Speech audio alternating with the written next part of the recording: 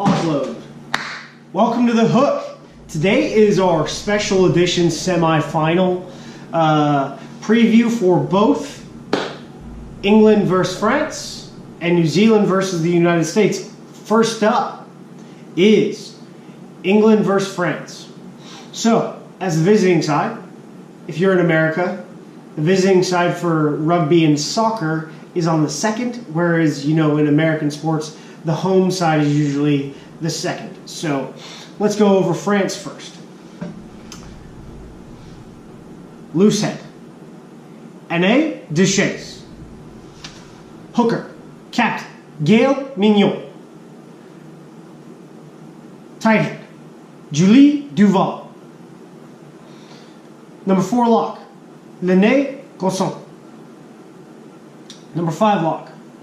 Audrey Forlani. Blindside flanker. Marjorie Mayans. Open side flanker. Julie Aminé. That's a change for Romaine Ménager. She's not on the roster. She suffered an injury in the match versus Ireland, and she's a great player. Sad to see her not out there. Hopefully she recovers for either their third place match or for the final if they win. Julie Aminé, very good player. She was on the bench and filled in very well. So I don't really think there's much of a change there as far as what they bring to the table. Just Ménager is really good. Then we've got at 8-man or 8-woman, Sophie Ndiaye. I think it's Safi Ndiaye. Right? Yeah, Safi Ndiaye. At 9, scrum half, we got Yana Rivelaine. At 10, fly half, Caroline Drouin. At blindside wing, we've got Shannon Iza. At inside center, we've got Elodie Hubla. At 13, outside center, Caroline Sadanou. At open side wing, Elodie Giglion, I think. At 15 fullback, we've got Montserrat Amadi. On the bench, we have Caroline Thomas. 17, Lise Arcast. 18, Patricia Karakaburu. At 19, Manon Andre. At 20, we've got Kumra Diallo. At 21, we got Jade Lepesque. At 22, we've got Carla Nissen. At 23, we've got Chloe Pell.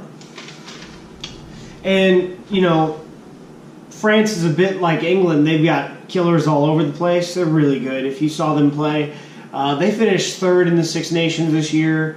Lost by 3 to Ireland during the Six Nations, and then they went out and held Ireland for the most part down 3 tries at 21-0 for most of the match, and then Ireland's heart and talent showed up and they were able to score a try, but they were in France's territory between the 5-meter and the try line for what felt like 20 minutes, so they were going to score, and it would have been amazing if they didn't, because that French defense was being pressured really hard, but they were good. Like I said, that ball was between the 5-meter and the try line for 10 minutes. It was wild. So France is very good. It sucks to see Romain Ménager not out there, but like I said, Julie Aminé is very good. So now on to England. So at this point, you really are seeing their first side. They rested some players against Italy, and I wouldn't say they rested. They're fully professional, so they have the depth to do everything they want to do. So we've got Vicky Carborough at loose head. Hooker, Amy Cockayne at 3. We've got tight head Sarah Byrne, 4. Abby Scott, 5 lock. Tamara Taylor, At blindside flanker, Alex Matthews. Open side flanker, Mali Packer.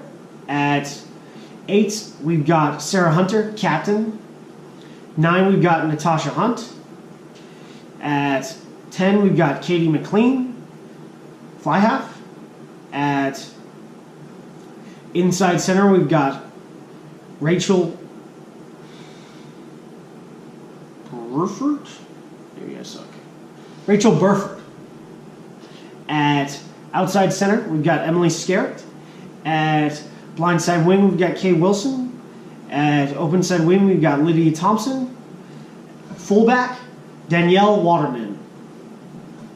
On the bench, we've got Vicky Fleetwood, Rochelle Clark, Justine Lucas, Harriet Millar-Mills, Isabel Knoll-Smith, Latoya Mason, Amber Reed, Megan Jones. The officials for this match are Graham Cooper, Joy Neville, Assistant 1, Assistant 2 is Holly Davidson, and the TMO is Simon McDowell. And, you know, what we got here is just, this has been the side, basically, for the most part, the last 2 matches. In the match against the United States, Emily Scarrett found her boot. For the most part, I want to say England's conversions and penalties was a no-go. She opened it up, missing a penalty, and then basically found every single conversion after that. So, as long as they don't leave their points off the board on their conversions, they're going to be good. This is going to be a hard-fought match. Ladbrokes gives the line at -3 for England. Since it's a neutral site, it's not really giving 3 points to the home team. So that's a real line, and it's good. I wouldn't bet this match because it would be very very tough to try and make money. Waterman, Scarrett, Cockayne, Taylor, Scott, McLean, Hunter. You've got the best in the world on this team, so it's going to be very interesting. And, you know, the Cockayne versus Mignot matchup is going to be interesting because Mignot is an enforcer and Cockayne can run over people. So they're both running hookers, which is very cool to see. And, you know, Mignot is the captain of France, but she also just knows how to take it to people. So, really, for me, it's a push. I can't really tell. England did what it was supposed to do in its pool play matches and just dominate. And France went out there and really showed me something different. Showed me all of their athleticism, showed us up front what they could do to people. It was pretty amazing. And if you're a French fan, you're probably going, hey, we told you we could do that all the time. But you're really seeing all their young players mature a lot during this tournament, and like all their athletes just come together, and it's sort of interesting and sort of similar how to the USA team is playing, except they're playing, I think they've just elevated their level of play so much more from where they were 6 months ago in the Six Nations. So, like I said, it's a push. It's the second game of the day, and you can catch it, I believe, on World Rugby's Facebook page and worldrugby.com on the TV section live for free. And that's it, as you can tell.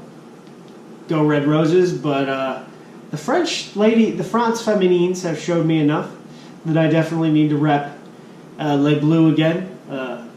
So, need to go get some kit for them and represent. See you on our next preview, the United States versus New Zealand.